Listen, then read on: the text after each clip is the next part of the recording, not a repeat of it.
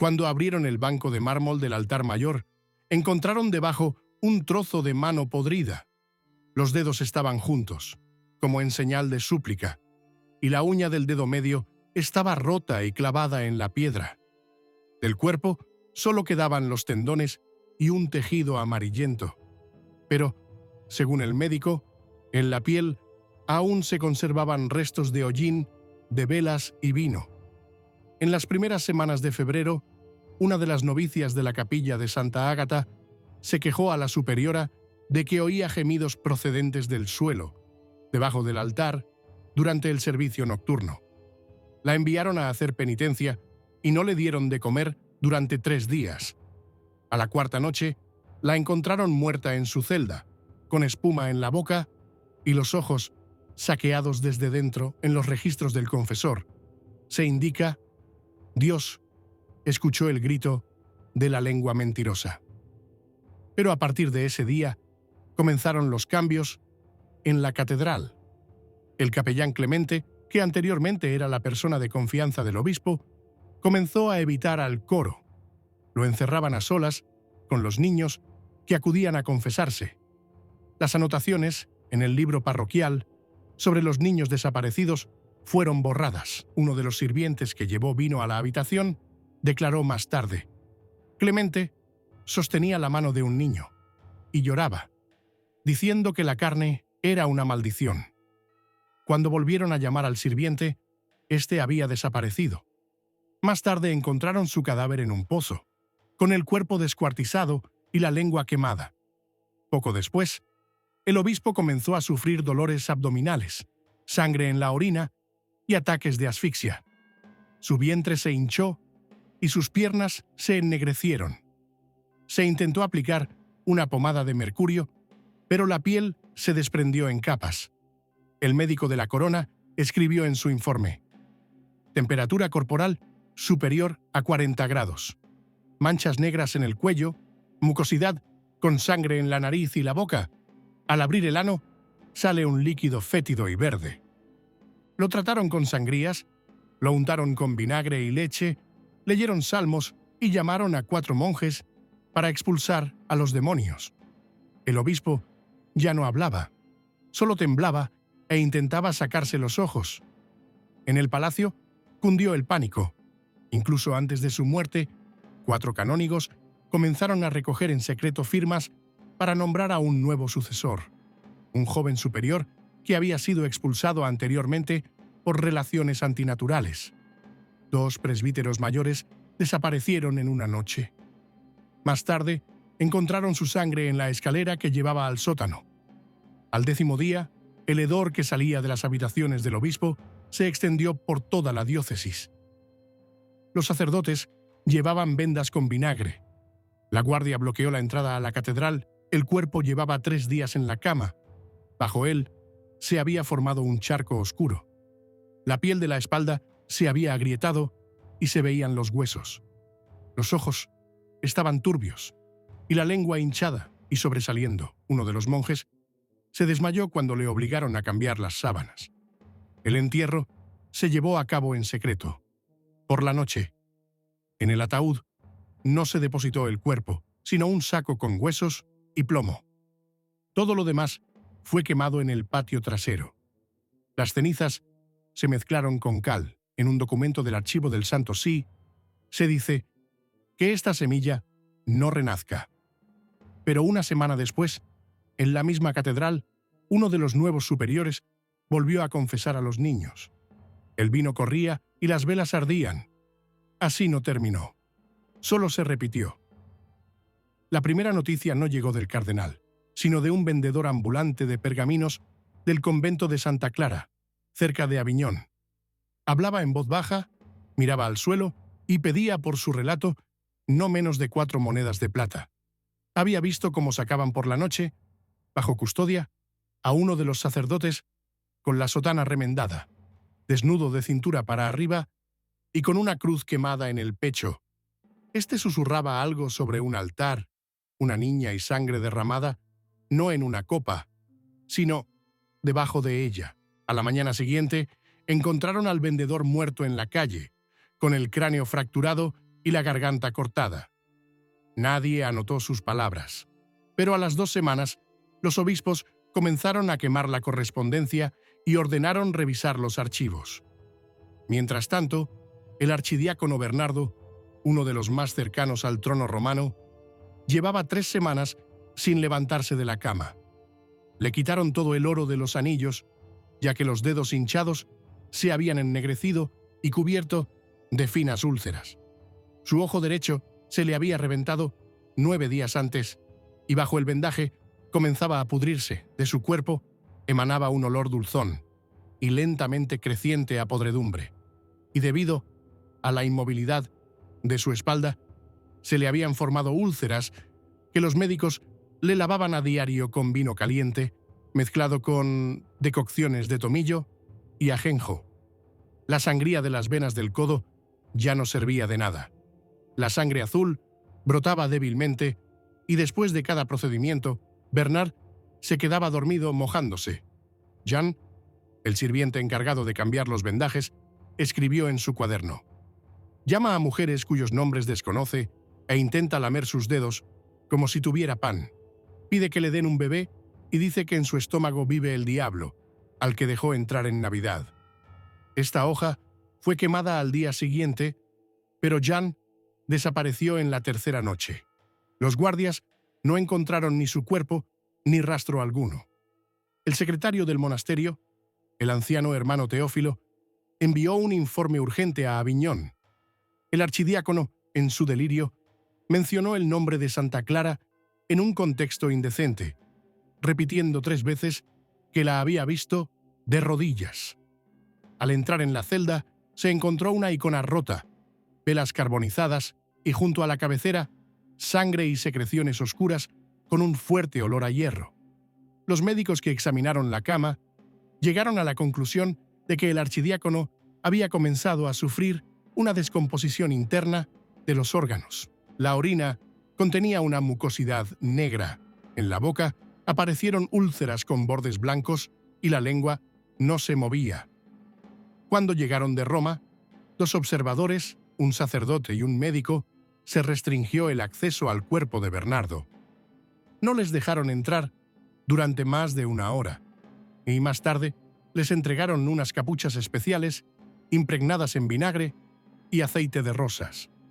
Lo que vieron se describe en un informe del que se conserva una copia en Toulouse. El cuerpo yace inmóvil, pero la expresión facial es viva. Los ojos están desorbitados y las pupilas contraídas. El olor es insoportable. En la parte interna del muslo hay una quemadura que recuerda la huella de la mano de un niño. La boca está seca, los dientes flojos. Habla con dificultad, pero de forma inteligible. Rezaba por ella cuando aún estaba viva. El médico diagnosticó septicemia, inflamación de los pulmones y descomposición del hígado. A partir de ese momento, los documentos comenzaron a desaparecer. 3 monasterios quemaron la correspondencia, 2 escribas fueron acusados de brujería y 1 fue emparedado. Comenzó una inquietante purga. Los sacerdotes, que prestaban servicio en monasterios con criptas aisladas, recibieron la orden de quemar las tablas del altar. Se rumoreaba que en algunos se habían tallado símbolos que no aparecían en los tratados cristianos. Uno de los sirvientes, Pierre de Valence, informó de que había visto a uno de los sacerdotes más antiguos besar la piedra del altar como si besara los labios de una mujer. Su denuncia fue posteriormente tachada de mentira y Pierre fue ahorcado. El archidiácono aún no moría. Su cuerpo se debilitaba. Su piel se volvía seca y gris. Le salieron manchas oscuras en la espalda y se le acumuló pus bajo las uñas. Sus palabras se volvieron incoherentes. Confundía los textos de los salmos. Pedía vino y un bebé para el sacrificio. No se leía ninguna oración cerca. Los salmos estaban prohibidos. Solo le pusieron un rosario. Pero se lo comió al 6º día. Hacia el final de la 2ª semana, su lengua se ennegreció y se desprendió parcialmente. El resto se pudrió hasta que se lo cortaron con un cuchillo. Uno de los médicos, Gerard de Narbonne, anotó en su cuaderno: observamos la descomposición del cerebro. Sigue murmurando. A veces parece que sabe que hay alguien más que lo oye, que no somos nosotros. Habla con el vacío, pero no clama al Señor.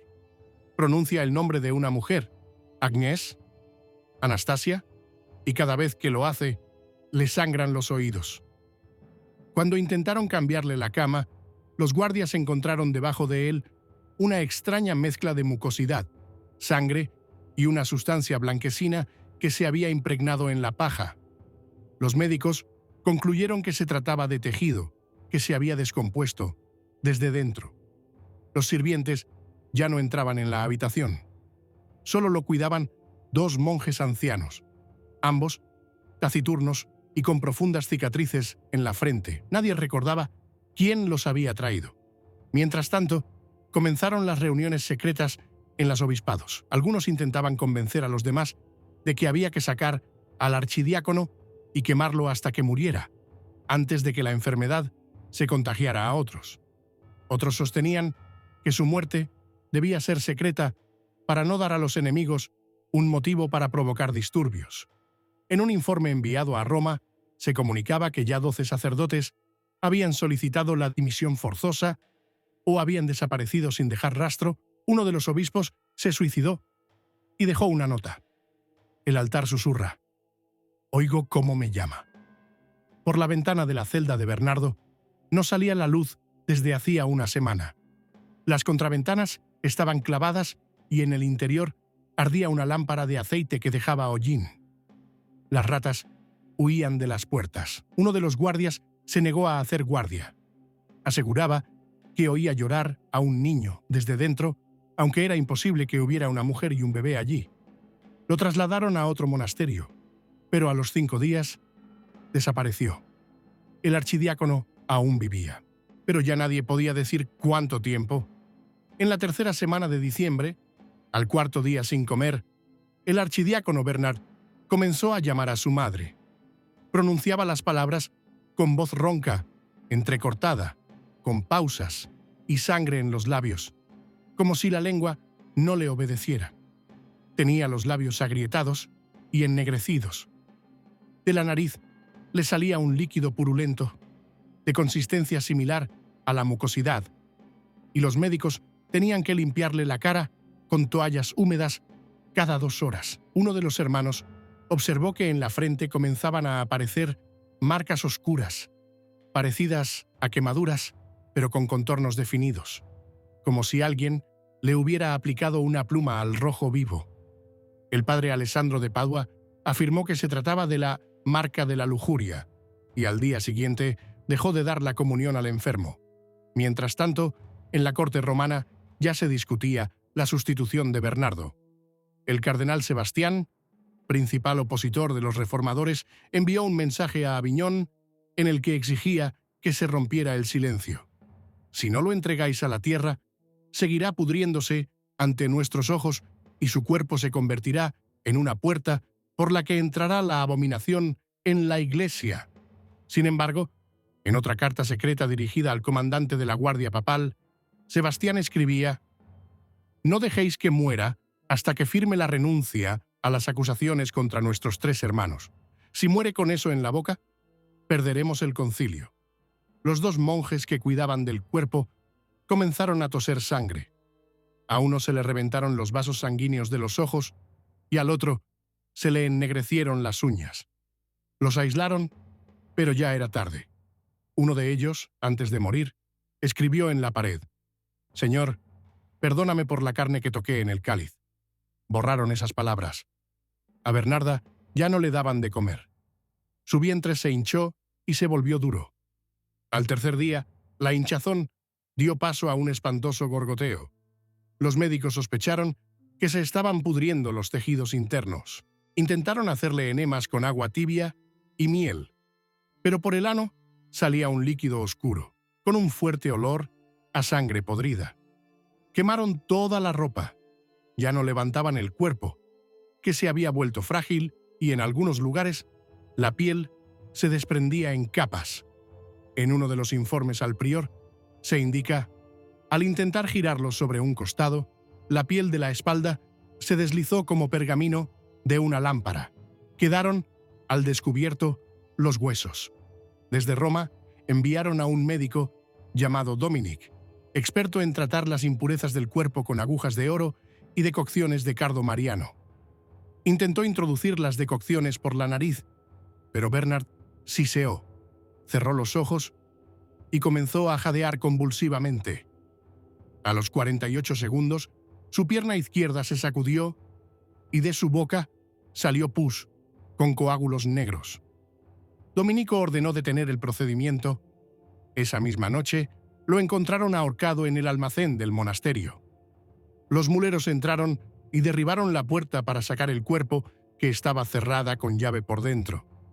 Mientras tanto, en el monasterio comenzaron a circular rumores sobre signos. Uno de los novicios, el hermano Francisco, juró que durante su guardia nocturna había oído algo restregarse en el altar y llorar como una mujer pecadora.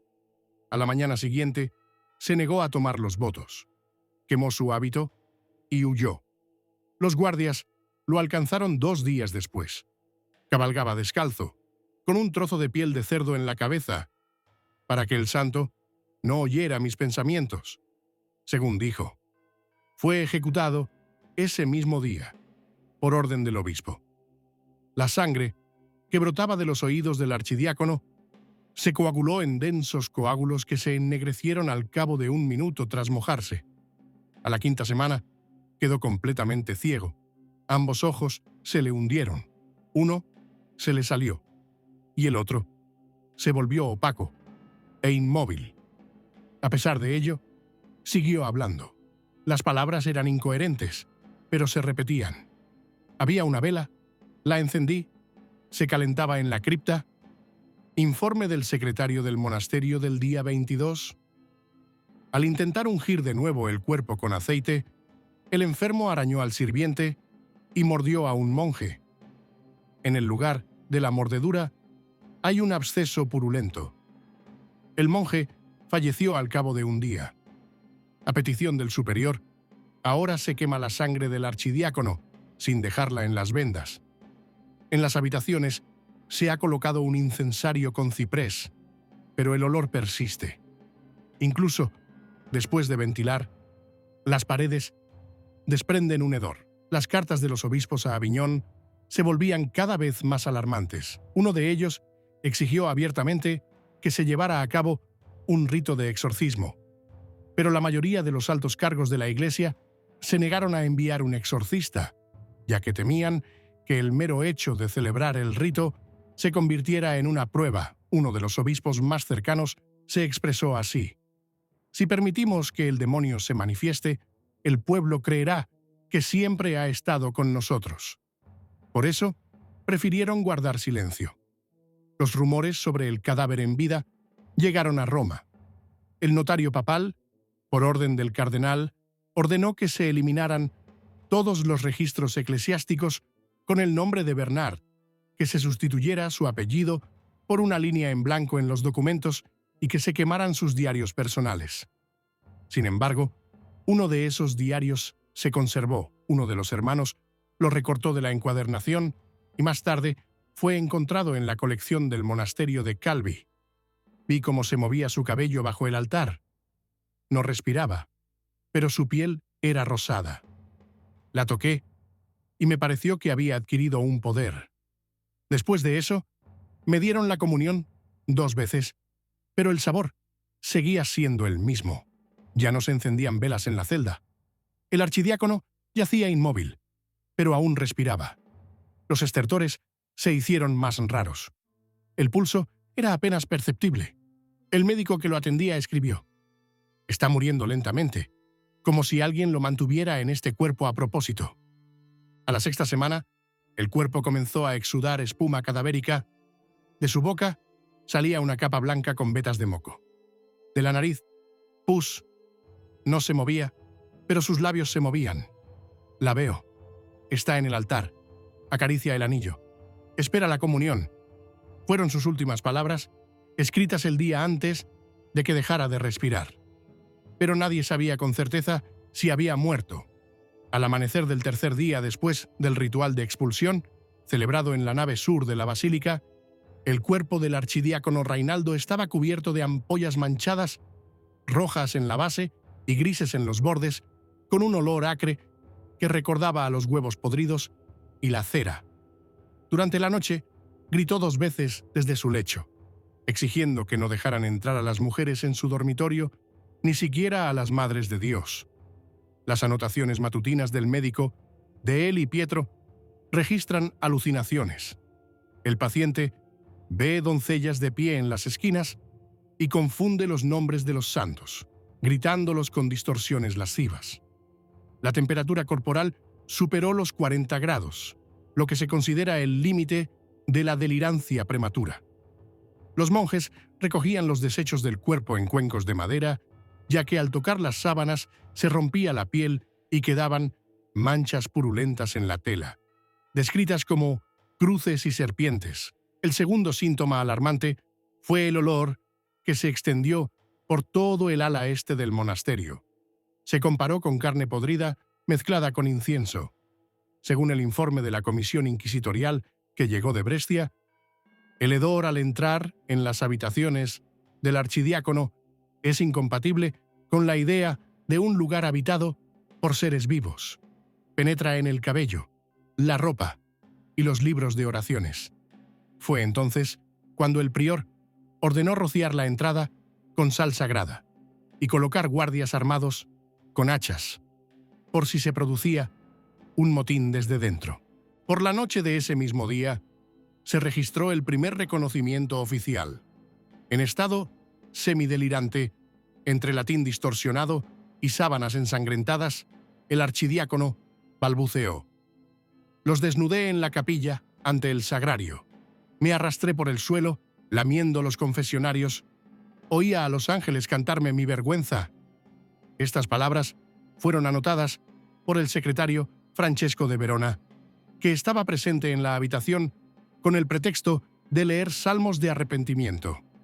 Según su diario, los ojos del archidiácono estaban en ese momento inundados de sangre, que brotaba no solo de la nariz y la boca, sino también de los poros de las sienes. Al día siguiente se llamó a los cirujanos. Bajo amenaza de herejía y ejecución, accedieron a abrir la cavidad purulenta del costado derecho. La descripción de la intervención, recogida en las notas de los funcionarios médicos del monasterio de la Santa Cruz, dice así: «La incisión se realizó con un cuchillo humedecido en agua bendita. Del interior salió al menos medio litro de un líquido espeso con restos de comida no digerida, fragmentos de uñas, pelo y astillas de madera de origen desconocido. Uno de los cirujanos perdió el conocimiento y el otro quemó su ropa en el jardín.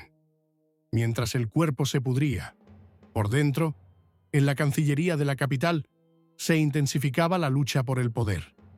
Reinaldo era el último miembro del clero que apoyaba abiertamente al antiguo partido de los ciescianos, moderados partidarios de la unión con Roma. Su caída significaba el desastre político de todo un ala de cardenales. Llegaron rumores al monasterio de que ya se habían enviado mensajeros a Siena y Nápoles para nombrar un sucesor digno. En las cartas del arzobispo Pandolfo leemos: «El destino de Reinaldo es una advertencia de Dios a aquellos que corrompieron no solo con el cuerpo, sino también con la palabra. Que su pus sea un sello en los labios del clero corrupto». Mientras tanto, en los sótanos del monasterio comenzaron a desaparecer documentos. Según el testimonio de un escribano menor, llamado Tommaso, durante 3 días seguidos vinieron personas con capas negras. Se llevaron sacos con papeles sin decir una palabra. Solo uno de ellos dijo: «No debe quedar nada». Después de eso, no volví a ver los manuscritos firmados por Reinaldo. Probablemente se destruyeron las órdenes relativas a los traslados de las novicias, las listas de gastos públicos y las confesiones prohibidas. En la 4ª semana de enfermedad, el archidiácono dejó de levantarse. Tenía la mandíbula inferior parcialmente gangrenada. Los sirvientes escribieron: yace como un muñeco sin articulaciones, tiene los ojos abiertos, pero no parpadea, solo mueve los dedos de vez en cuando, como si estuviera contando un rosario que no existe. La temperatura corporal comenzó a bajar, lo que, según los médicos, significaba o bien una pronta recuperación o bien una muerte inminente. Todos los ungüentos dejaron de surtir efecto. El último intento consistió en quemar incienso directamente debajo de la cama, pero Reinaldo comenzó a gritar que el humo daba lugar a voces que llamaban desde su lengua a bebés con alas negras. El acceso a las habitaciones estaba restringido. Ninguna persona menor de 40 años tenía derecho a acercarse. Todas las ventanas estaban tapadas con una mezcla de cera, ceniza y sangre de cordero. En el interior se instaló un altar triple, y 3 monjes mayores se turnaban para leer oraciones pidiendo perdón. Sin embargo, según el informe del padre Guido, incluso las palabras sagradas sonaban allí como una maldición, rebotando en las paredes y volviendo a los oídos de los que leían. Uno de los lectores murió asfixiado al tercer día del servicio. En la última anotación se registra: la piel del pecho del archidiácono se agrietó y se desprendió en capas. De las heridas salía humo, aunque no había fuego en la habitación. Él permanecía en silencio, pero en los rincones se oían palabras como si fueran leídas en voz baja. Era imposible entender quién las pronunciaba. Solo uno de los monjes, agarrándose la cabeza, salió corriendo y gritando: «Me ha obligado a recordar lo que no hice». El final estaba cerca, pero la muerte aún no había llegado. En la noche del 41º día, después de los primeros síntomas, Reinaldo se quedó repentinamente en silencio. Los 6 monjes que estaban de guardia junto a sus aposentos registraron una ausencia total de sonidos durante más de 4 horas. Ni respiración, ni gemidos, ni crujidos de la cama. Uno de ellos, el hermano Lodovico, intentó entrar, pero se detuvo en la puerta y dijo: «Olía como un ataúd enterrado en estiércol». Solo al amanecer se abrió la puerta. Yacía en la misma posición que una semana antes, con las manos cerradas en puños, los labios azulados y agrietados, los globos oculares hundidos en las órbitas, dejando solo unas hendiduras turbias. La piel se había ennegrecido y se había desprendido en algunos lugares, dejando al descubierto capas de grasa amarilla en descomposición. Del abdomen brotaba un líquido con copos negros. Uno de los sirvientes, que logró llegar hasta los pies de la cama, confesó más tarde bajo tortura que había quedado una huella en forma de mano en la cama, como si alguien invisible hubiera sujetado a Reinaldo por la muñeca. Afirmó que no había corrientes de aire ni movimiento en la habitación. La muerte no se certificó oficialmente hasta 12 horas después. Por miedo a equivocarse, el médico, Deli Pietro, que firmó el acta con mano temblorosa, añadió al pie de página: «El cuerpo ya no puede considerarse humano». A continuación, se procedió a la expropiación. Todos los bienes de Reinaldo fueron transferidos al monasterio, pero ese mismo día su archivo desapareció y 3 cofres con sellos fueron encontrados abiertos en la entrada trasera, junto a una cabra muerta. El intento de embalsamar el cadáver fracasó. Al abrir la cavidad abdominal salió una nube de humo y un vapor fétido. En el Tratado sobre la putrefacción de los justos y los caídos se dice: «El cuerpo rechazado por el cielo se niega a aceptar los aromas». Una mezcla de mirra, resina y leche hervida, vertida en la caja torácica, provocó una ebullición instantánea de los tejidos. Uno de los embalsamadores sufrió quemaduras en la boca y quedó ciego. El segundo comenzó a hablar en una lengua que nadie reconoció y 2 días después se arrojó desde la torre. El cadáver fue trasladado por la noche en completo silencio. Las velas se apagaban solas. Los 4 portadores enfermaron inmediatamente. A todos les salieron abscesos en las axilas. El cadáver no fue sacado por la puerta principal, sino por los establos.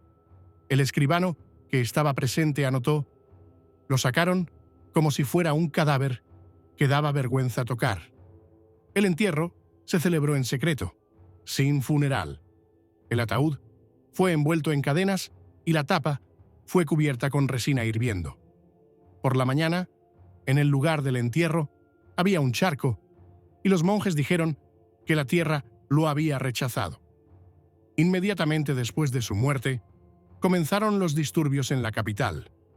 Con el pretexto de un puesto vacante de archidiácono, fueron envenenados 2 candidatos, uno de ellos sobrino del cardenal. En las cartas del nuncio papal se dice: la muerte de Reinaldo despertó la maldad no en los cuerpos, sino en las almas de los vivos. El antiguo clero desapareció de los monasterios. Algunos huyeron, otros desaparecieron mientras rezaban. El nuevo partido reformista estableció sus normas. Prohibió la confesión sin testigos, renombró las celdas y quemó todos los antiguos libros de oraciones. La noticia de su muerte llegó a Nápoles, Venecia, Aviñón e incluso a Cracovia. En todas partes se le llamaba no por su nombre, sino el que se pudrió vivo. El pueblo contaba que, al abrirle el cráneo, los cirujanos encontraron 2 dientes que no pertenecían a ninguna especie conocida. Eran lisos y negros. Esta historia llegó incluso a los tratados sobre milagros, pero fue eliminada por una comisión eclesiástica 3 meses después. El último acto fue una carta encontrada 1 año después, detrás de un panel de madera en el confesionario, donde Reinaldo mantenía sus conversaciones secretas. Solo había 2 líneas escritas con mano temblorosa. Los encerré allí. Pueden ver, pero no pueden morir. Perdóname si puedes. Así terminó la vida del viejo clérigo. Su cuerpo se pudrió, pero las consecuencias perduraron. La nueva fe no llegó a través de los sermones, sino a través del terror, y aquel que ocultaba sus deseos bajo la sotana se convirtió para siempre en un símbolo de la podredumbre, no solo de la carne, sino también de la Iglesia.